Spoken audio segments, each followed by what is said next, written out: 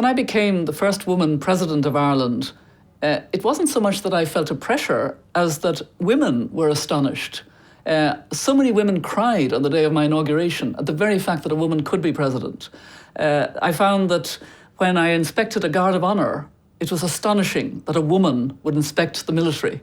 All of these things were so new and different, and I broke a ceiling that was very real in Irish society. But I myself, I don't know, felt quite confident, not that I knew how to do it completely, because I was finding my way, but that I was as able as any man, and I would do it differently and enjoy doing it differently, and hopefully do it better.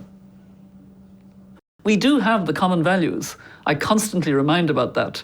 The most wonderful gift given to us was by visionaries in 1948, chaired by a woman, Eleonore Ruзвelt, on the Commission on Human Rights that gave us the Universal Declaration on Human Rights. And the first article of it begins, all human beings are born free and equal in dignity and rights. And I love that dignity comes before rights, because dignity is about self. It's about a self-awareness. It's about all the things, religion, culture, and also it's the person lying in the street homeless who becomes invisible. They have no dignity in their invisibility.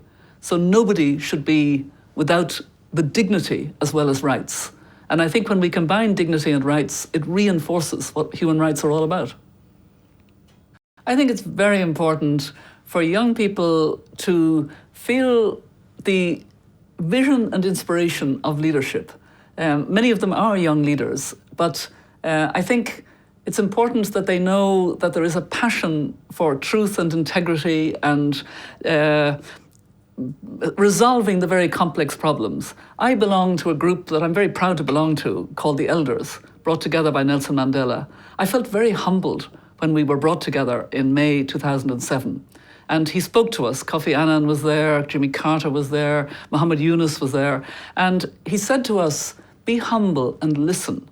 Go to where the real problems are, some forgotten conflicts, and don't go thinking that you know the answer before you get there. Go and listen. Listen to those people, and then use your skills and use your energy and your integrity to try to address those problems. Bring them to attention, because you've got access to the table, to power.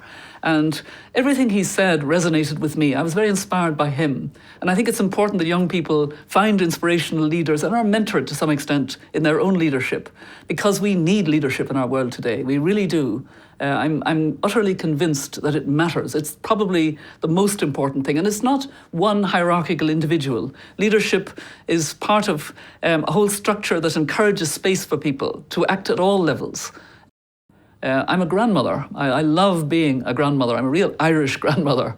I have 5 grandchildren, and they will be in their 40s in 2050. And I think about them and the world of 9 billion people that they will share the world with. And I really feel extraordinarily concerned about what they will say about us. Will they thank us because we did take the brave, ambitious decisions about the Sustainable Development Goals and climate that we need to? Or will they be so angry with us because we should have understood, but somehow we didn't give the leadership? I hear their voices, and more often than not, they seem to me to be likely to be angry unless we quickly change course. And that's what gets me out of bed in the morning.